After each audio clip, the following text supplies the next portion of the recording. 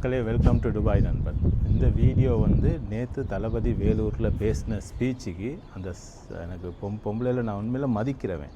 எனக்கு உண்மையில் பேசுகிறதுக்கும் எனக்கு நல்லா வருது வாயில். யார் அவளோட பேரென்னா ஜூலியா பைத்தியம். பிக் பாஸில் போயிட்டு பைத்தியம் மாதிரி இதாகிட்டு வந்தாலே, அந்த ஓவியாவோட ஒரு பிரச்சனையை பொய்யெல்லாம் சொல்லி காட்டி சனியை ஒன்று இதாகிட்டு வந்தாலே, அவள் நேற்று சொல்லியிருக்கா தளபதிக்கு 50 பேரோட நிப்பாட்டி கொள்ளுங்க, அது 500 பேர் ஆக்கிறாங்க அப்படின்ட்டா தளபதி தான் கரூரில் வந்து அந்த இன்சிடெண்ட்டில் இறந்து போன 50 பேருக்கும் தளபதி தான் காரணம்னு சொல்கிறா. அதை சொல்கிறா.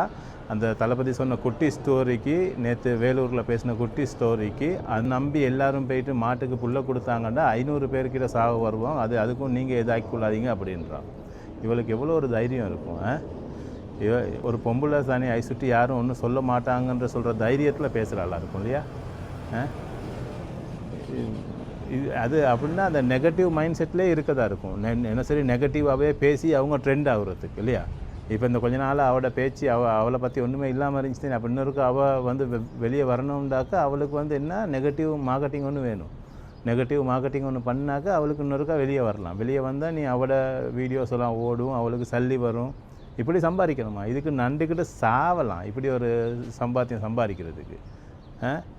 அடுத்தவனை இன்னும் சரியாச்சும் ஒரு கேவலமாக பேசிட்டு அதுவும் திமுக கவர்மெண்ட்டுக்கு சார்பான வேலை இருக்கும். திமுகவுக்கு தீய சக்தியில் உள்ள ஒருத்தியாக இருக்கும் இவளும். பொம்பளைகளுக்கு நான் உண்மையில் சரியான மரியாதையாக நான் பேசுகிறது. இவளை பார்க்கல எனக்கு அந்த மாதிரி அவட மூஞ்சை பார்த்தாலே எனக்கு கோவம் வர்றது. அங்கே பிக் பாஸில் போய்ட்டு எவ்வளோ சாட்டர் ஆகிட்டு வந்தால் தெரியும் தானே எல்லாத்துக்கும். பிக் பாஸில் போய்ட்டு அவ்வளோ கேவலமாகிட்டு வந்து நேற்று அதில் வேறு தளபதிக்கு வீடியோ போட்டிருக்கா. 5 பேரோட நிப்பாட்டிக்குள்ளட்டான் 500 பேர் கொண்டு போயிடுவானாம்மா. யார் சொல்கிற மூஞ்ச பாரு. அதுக்கு சிபிஐ கரூர் பிரச்சனைக்கு சிபிஐயில் ஆல்ரெடி 90% கேஸ் முடிஞ்சு. இப்போ கிட்டத்துலேயே உங்களுக்கு ரிப்போர்ட் வரும் யார் என்ன செஞ்சதுன்னு சொல்கிறதுக்கு. அது சிபிஐயில் அந்த கேஸ்னு இருந்துக்கிட்டு தான் இருக்குது. அதுதான் அதை பற்றி மிச்சம் பேசாமல் இருக்காங்க. நேற்றே அந்த கரூர் விஷயத்துக்கு தளபதி பேசி எவ்வளோ சீரியஸ் ஆகுனார் பார்த்தீங்க தானே. அவருக்கு அழுகுற மாதிரி வந்துருச்சு அவருக்கு. இப்போ யார் சரி கரூர் விஷயத்தை பேசுகிறாங்களா? ஏன்னா பயம் பேசுனா டிவிக்கு ஆதரவாக போகும் அதுன்றது எல்லாத்துக்கும் தெரிஞ்சிருச்சு. அது டிவிக்கே செய்யலைன்னு சொல்கிறது. அப்படி இருக்க போக்குள்ள இன்னும் இப்போ வந்து இதாக்குறா. பொம்பளையா இவையெல்லாம் ஒரு அம்மாவுக்கு பிறந்தாலும் இல்லாட்டி வேறு யாருக்கும் பிறந்தாலும் தெரியாது இவையெல்லாம். அப்படி தான் கேட்கறக்கு, வேறு என்ன கேட்கறக்கு? சல்லியை வாங்கிட்டா என்ன வேண்டாலும் பேசலாம் இல்லையா? எவ்வளோ 200 ரூபாவா 500 ரூபாவா எவ்வளோ? நார்மலாக திமுக வந்து 200 ரூபா தான் கொடுப்பான்னு ஒரு வீடியோ செய்கிறதுக்கு. அந்த 200 ரூபாய்க்கு இந்த மாதிரி பேசுகிற கொஞ்சம் சரி மனசாட்சின்றது இல்லையா? ஒன்றாவது அந்த வீடியோவில் அந்த மனுஷன் அந்த குட்டி ஸ்டோரி என்னான்னு கேட்டியா?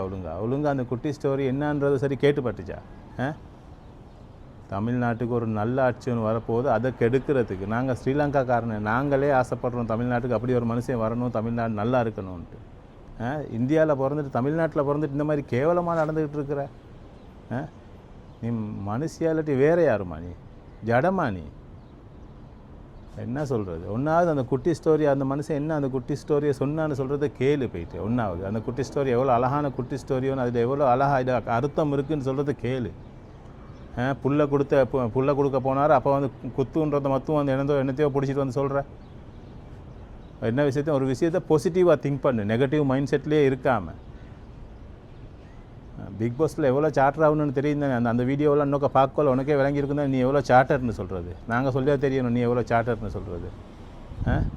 கொஞ்சம் சரி அந்த ஒரு பொம்பளைகளுக்குள்ள மரியாதையை சரி வச்சுக்கொள்ள பாரு. பொம்பளைகளுக்கு எவ்வளோ ஒரு மரியாதை ஒன்று இருக்குதுன்னு சொல்கிறது சரி காப்பாற்றிக்கொள்ள பாரு. வாய்க்கு வந்ததெல்லாம் பேசுகிறது. சல்லியை வாங்கிட்டு வீடியோ போடுறதுக்கு இதுதான் சம்பாதிக்கிற டைமுன்னு சொல்லிட்டு எவ்வளோ சரி சல்லியை கொடுத்தாக்கா வந்து வீடியோ போட்டாச்சு. அதில் வேறு அண்ணனா சொல்கிறத சொல்லிட்டு மனுஷ ஜென்மமாக அணியலாம். எனக்கு என்ன பேசுகிறதுக்கு எனக்கு சரியான கோவம் தான் வருது எனக்கு.